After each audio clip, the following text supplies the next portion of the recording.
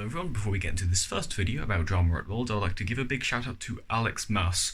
She helped me loads, just give me tons of information about stuff that was going on. I tried asking a few people about, some of the juice that was going on at Worlds. I got aired. Alex came in clutch, thank you very much. And enjoy. Right, I think it's about time we talk about the absolute state of the 2023 World Championships in Seoul, Korea. First off, I need to make a disclaimer for those who aren't aware. The thumbnail is a joke. It's referencing the source image. It's a joke. South Korea is not being asked to leave the World Cube Association. Just ignore it. If you don't get it, just ignore it. Right, before I start talking about some of the drama and telling some of the stories and get into the controversies, there's a few actual stories that I was expecting to look at before Worlds happened, right? The things I was expecting. So I want to really quickly cover those. First off, I was expecting Graham Siggins to have an absolutely free multi-blind world champion title. It came in joint 44th with the DNF. We will talk about multi-blind later. Trust me. Secondly was the battle for Big Blind between a man with 4 names and a man fueled by pure, unbridled anger, which was actually split in half. Hillpong won 5x5 and Stanley Chapel won 4x4. Zayn Kanani was someone who I have my eyes on. I expected him to be a complete lock-in for World Champion. I just wanted to see if he was able to penalty or cube drop out of a sub-1 average again. And if he could, how many times would he do it? Because he had 3 chances. He actually had a pretty rough performance. I don't think he was on track for a sub-1 average at any point. And he came 21st in the first round, 1st in second round, and 2nd in the finals. The man who has been absolutely on top of the world for 2x2 for God knows how long, who's just been destroying everyone just so far ahead, isn't the world champion. So that's rough for Zayn, but even rougher for Felix is his performance. Of course, nobody was expecting magic from him, almost nobody, but he had kind of a rough second round performance on 3x3 and did not even qualify for semi-finals. If what I've heard is right, then this is the first time Faz has not made a 3x3 finals in his 14-year cubing career. Which is a testament to how insanely dominant he was, and also just how long it's been. There's a new generation now. And the final thing that I was going to pay attention to coming into this was one-handed, because one-handed was ridiculous. It was looking like it was going to be super close. There was loads of good people there, loads of brewers. So I was expecting to see some good stuff. And I think the most interesting things here to talk about are Sean Patrick Villanueva has won one-handed at the World Championships. Your world champion one-handed solver is a Ruer. This is brilliant. Rue, again, breaking through into the mainstream. Second is Juliet Sebastian, and third is Luke Garrett. So Max Park and Patrick Ponce, surprise, surprise, they're not on the podium. Okay, moving on, let's actually talk about this. So why might things have gone wrong and gone a little strange? Well, it's a very large competition, 1,400 competitors in the World Championships. There's going to be a few bro moments along the way. And it doesn't help that it was hosted in Korea. Now, nothing against the country of Korea, nothing against the delegate staff of Korea. I'm sure they're all fine. I'm sure they do quite well. But the biggest comp Korea hosted before Worlds was Korea National Championships in 2019, which had 200 competitors. Now, 200 is nothing to be scoffed at, but that is literally 1/7 the size of the World Championships. I just don't think they might... I think they might have not had the necessary experience for a competition of this scale. And the first few bro moments came before the competition even began.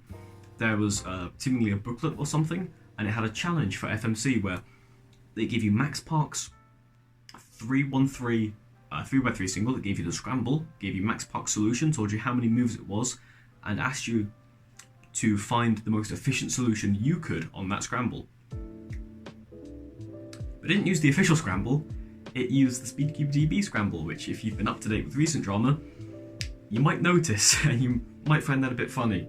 I'll keep it as brief as I can for those unaware. SpeedCube DB started, what was the word they used? Something like copyright trapping their scrambles, where on the first double move they'd add a prime, which nowhere else would do that because a prime doesn't affect a double move. But SpeedCube DB would do it so that they could see who had been using their scrambles. And the World Championships have, so I don't think that one's played out particularly well for the fine people of SpeedCube DB. Another drama that came through is Yiheng and Ruheng's mothers. I promise this is not an elaborate your mum joke. So, the China 1 team for the Nations Cup was supposed to have Yiheng Wang and Zhu Ruheng. It did not. And the reason for that was because of beef between their mothers. Ruheng and Ruheng's mother would talk to other cubers and other cubers' parents at competitions, which is perfectly normal, I believe. And again, I'm trying to keep this as brief as I can because I don't want to get bogged down in all the details of random Chinese social media beef. But Yiheng's mother was accusing that of like trying to get free coaching or something, like acting really scummy about it. So Ruheng's mother pulled him out of the China 1 team and he went on to China 2 instead.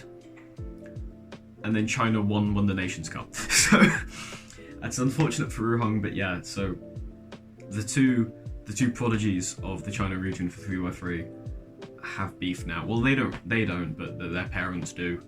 And speaking of the Nations Cup, we will get back to that. It will come back. There will be a reoccurring theme. Moving on to something completely unrelated. Stanley Chappell got a 1-mover in clock. That doesn't happen. That's not supposed to happen. That's not real. But Scalpel got one in the World Championships. And so naturally, he tried to call over a delegate.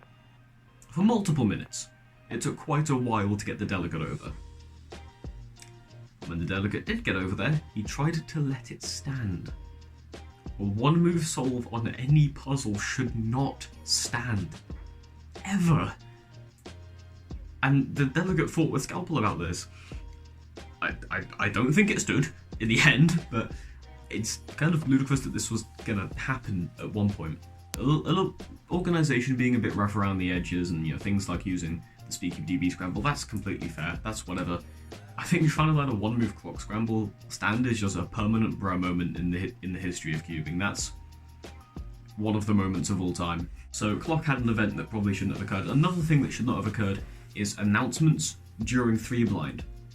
Using the intercom to announce things during the 3x3 blindfold, that's going to distract the people.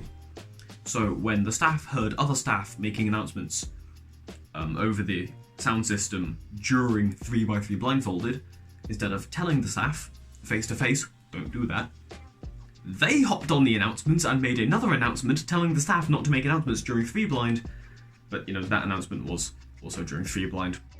Oh yeah, as a very important aside, during the 3-blind announcements, obviously that's going to distract you and you're going to want an extra. If you asked for an extra because of the announcements during 3-blind, you were denied one. You were not allowed an extra solve. There have been a few instances of other silly announcements. There's like a minute-long Twitch clip of an announcement that was made where Timon was about to solve and he had to wait it out, but because the announcement was so long, he was just sat there looking really angry the whole time. And I think, yes, somebody tried to light a cigarette. Somebody tried to light a cigarette in the venue. At which point, instead of just saying, hey, don't do that, by like any of the staff that would have been around, again, they hopped on the announcements and said, please do not smoke in the venue. So there's been a lot of silly announcements at Worlds, and I think announcing during 3-blind counts there. Right. This video, it might be a 2-parter. I might try and wean it out for the content to try and make it a 2-parter, 2-minute videos. But let's talk about Nations Cup, because I said that I would, so let's talk about everything that happened during Nations Cup. Well, first off, this isn't just Nations Cup, but there's been a lot of Taiwan flags spotted around everywhere. I mean, what are you going to expect, really? Germany Team 2, instead of coming out with German flags, they came out with Taiwan flags and a banner that said, let Taiwan be Taiwan. And of course, the commentators just couldn't comment on it. They didn't promote it, they didn't discourage it, they just had to sort of ignore it and just not mention it. But yes, there were Taiwan flags absolutely everywhere. The drama in the Nations Cup comes from 2 events, I think.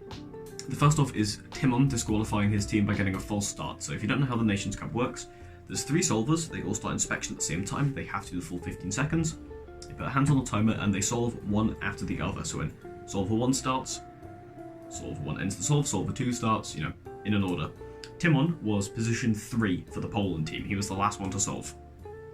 But when it began, he took his hands off the timer as well as the person in first, so he had a false start. He then moved his hands towards the cube, didn't touch the cube, did not pick up the cube, did not turn the cube. The cube stayed on the table where it was after he put it down after inspection. He then returned his hands to the timer, reset the timer, and proceeded to do the solve as normal when it got to his turn in the order. It's a mistaken procedure, but it had no actual impact on the relay that Poland did. Poland 1 was disqualified for this, which I personally think shouldn't have been the case. I mean, it's an unofficial event, and it literally had no impact. He did not even lay a finger on the cube. Let the man go through to the next round. The much bigger controversy, however, comes after China won the Nations Cup, when the Chinese fans and all the competitors for the Chinese team and the coaches all stood and chanted "One China" for quite some time. This is kind of problematic considering recent events with, Hong Kong, China, and, Taiwan becoming Chinese Taipei. Chanting "One China" just out in the middle of the largest international cubing event in history is kind of cringe. I don't know, I mean, that was pretty big, but from what I've heard, things like that and patriotism like that in China is pretty commonplace. So I can't really blame them themselves. It was just really, really jarring to see for everyone that isn't a Chinese patriot. Also, shout out Ru Hong for just standing at the side really awkwardly and not chanting "My King." Right, that's part 1 of World's Tea, featuring mostly the Nations Cup and previous stories. There's a few other things that I want to talk about, but because I need content, that's going to be in a second video. Thank you very much.